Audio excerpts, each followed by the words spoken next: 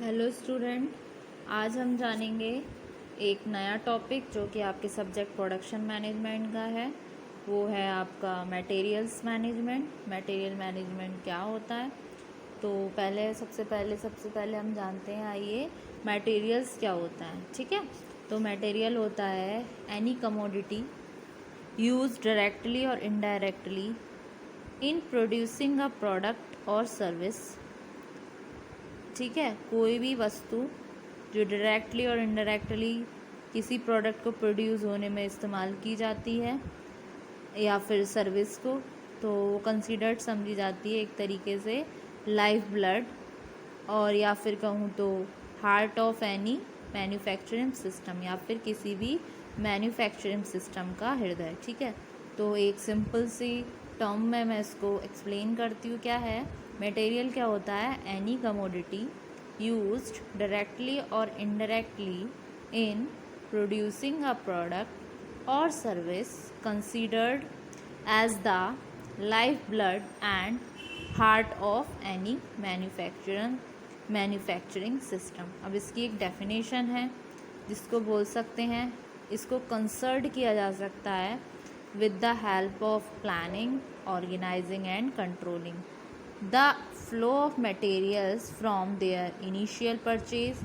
जो initial purchase होता है थ्रू, इसमें क्या होता है? internal operations to the service point through distribution। ठीक है, में इंटरनल ऑपरेशन का पॉइंट होता है किसके द्वारा?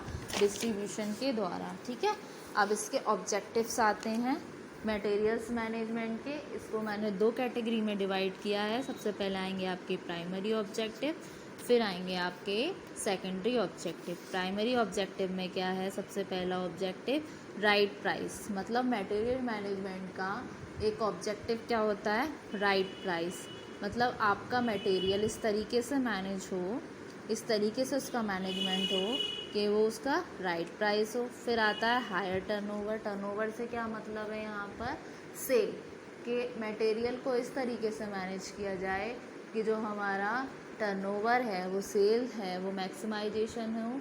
तो अगर हमारा टर्नओवर हायर होगा तो उसमें क्या होगा? जब हमारा टर्नओवर हायर होगा, ज़्यादा से ज़्यादा सेल होगी तो हमारा प्रॉफिट भी अच्छा होगा। ठीक है, सेल क्या होती है आपकी?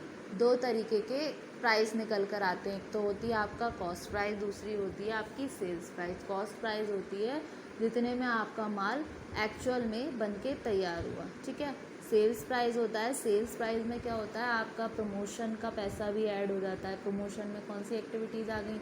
जैसे आपके एडवर्टीजमेंट हो गई, आपकी मार्केटिंग के रिगार्डिंग एक्टिविटीज़ हो गई, जैसे कि पैकेजिंग हो गया, लेबलिंग हो गया, ये सारा बन के क्या बन जाएगा? आपका सेलिंग का। ठीक है, तो जब टर्नओवर अच्छा होगा तो क्या होगा? उसके हमारा प्रॉफिट भी अच्छा होगा। फिर आएगा minimizing storage cost. Storage cost कैसे है? जैसे वेयर हाउस हो गए, वहाँ पर हमें माल रखना पड़ता है गोदाम में, जैसे कि इन्वेंट्री हो गया, इसका स्टॉक। तो इसका क्या मेन मोटिव रहता है? मटेरियल को इस तरीके से मैनेज किया जाए तो जिससे कि कम से कम लागत आए स्टोरेज की। ठीक है, क्योंकि स्टॉक जब हमारी स्टोरेज में रहती है तो एक टाइम पे ऐसा आता है वो ट्रेंड में नहीं रहती है, तो उस कंडीशन में क्या हमें अपना स्टोर खाली करना होता है, अपनी इसको मिनिमाइजेशन से बचाना होता है। तो कभी कभी हमें उसकी प्रोडक्ट की जो सेल करनी पड़ती है, वो जो हमारी निकल कर आती है कॉस्ट में, उसमें भी करनी पड़ती है, क्योंकि हमें अपना स्टोर खाली करना होता है, अपना वेयरहाउस खाली करना होता है। तो इस तरीके से इसका एक ऑब्जेक्टिव ये भी होता है कि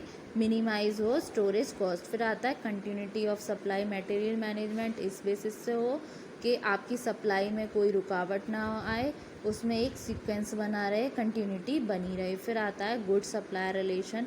अगर टाइमली प्रोडक्ट डिलीवर होगा, मटेरियल अच्छे से मैनेज होगा, तो वो टाइमली बन के तैयार होगा। टाइमली बन के तैयार होगा तो उसकी सप्लाई में भी कोई रुकावट नहीं आएगी, कोई हर्डल नहीं होगा। तो उससे क्या होगा? आपका गुड सप्लायर रिलेशंस बनेगा। फिर डेवलपमेंट ऑफ पर्सोनल, इसको डेवलपमेंट ऑफ पर्सोनल भी बोल सकते का भी होता है, क्योंकि इससे क्या है? ह्यूमन रिसोर्स का डेवलपमेंट हो रहा है, उसको नई नई चीज़ें सीखने को मिल रही हैं, उससे अपनी ग्रोथ हो रही है, उसकी स्किल्स शार्प हो रही हैं। ठीक, तो डेवलपमेंट ऑफ पर्सोनल का भी डेवलप होगा, क्योंकि जब कंपनी अच्छे से अर्न करेगी, पैसा कमाएगी, तो उसको भी एम्प्लॉय को भी, ह्यूमन रिसोर्स को भी उसका बेनिफिट मिलेगा in form of monetary terms. उसका सैलरी इंक्रीमेंट हो सकता है, और या फिर उसको प्रमोशन भी मिल सकता है। ठीक है, फिर आता है गुड इंफॉर्मेशन सिस्टम। ये इसका एक गुड इंफॉर्मेशन सिस्टम भी एक इसका प्राइमरी ऑब्जेक्टिव है। आज आते हैं हम इसके सेकेंडरी ऑब्जेक्टिव पे। सेकेंडरी ऑब्जेक्टिव क्या होता है? फोरकास्ट करता है रिक्वायरमेंट का, मतलब जितनी भी रिक्वायरमेंट होती हैं उसका एक एस्टिमेशन लगा लेता है, एक प्री डिटरमाइंड एक फोरकास्ट करता है, यानी कि पूर्वानुमान लगा लेता है। फिर सेकेंडरी ऑब्जेक्टिव होता है इसका इंटर डिपार्टमेंटल हार्मनी, मतलब रिलेशन अच्छे रहें, एक हार्मनी बनी रहे।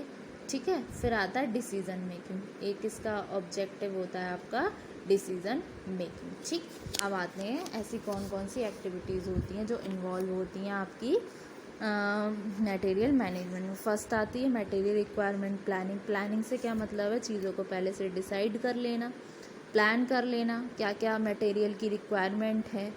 तो ये सारी एक्टिविटीज़ आती हैं। परचेजिंग में आ गई आपकी जो परचेजिंग से रिलेटेड एक्टिविटी हो गई कि आपको कौन कौन सा मटेरियल परचेज़ करना है, किसकी नीड है हमें प्रोडक्शन के रिगार्डिंग। फिर इन्वेंट्री कंट्रोल। इन्वेंट्री क्या होता है देखा जाए तो? इन्वेंट्री को बोलते हैं हम स्टॉक ऑफ गुड्स बोल सकते हैं, लिस्ट ऑफ गुड्स बोल सकते हैं। बेसिकली इन्वेंट्री होता क्या है, ए सेंस में देखा जाए तो एक टेंजिबल गुड्स है जो कि हेल्ड है सेल के लिए, बोल सकते हैं। Inventory in the sense of tangible goods which are held for sale in process of production and available for ready consumption। ठीक है, तो इन्वेंट्री के भी टाइप होते हैं। मूवमेंट इन्वेंट्री होती है, बफर इन्वेंट्रीज होती हैं, एंटिसिपेशन इन्वेंट्री होती हैं, साइकिल इन्वेंट्रीज होती हैं। ठीक है, जितनी एंटिसिपेशन इन्वेंट्री में आपकी जैसे क्रैकर्स आ गए, रेन कोट्स आ गए, और फैंस आ गए। ठीक है, और साइकिल इन्वेंट्रीज होती हैं आपकी जैसे कि जो हेल्ड की जाती हैं एक रीज़न के लिए, जिसका परचेज यूजुअली मेड होता है लॉट में होता है, rather than actual exact amount which may be needed at a point. ठीक है, तो ये होती हैं आपकी साइकिल इन्वेंट्रीज। फिर आती है आपकी इसमें ट्रांसपोर्टेशन से रिलेटेड जो एक्टिविटीज़ आएंगी वो जैसे कि आप किसके थ्रू कराएंगे, जैसे बाय लैंड होगा, या फिर बाय एयर होगा, या बाय वाटर के थ्रू आपका ट्रांसपोर्टेशन होने वाला है। ठीक है, फिर आएगा आपका मटेरियल हैंडलिंग।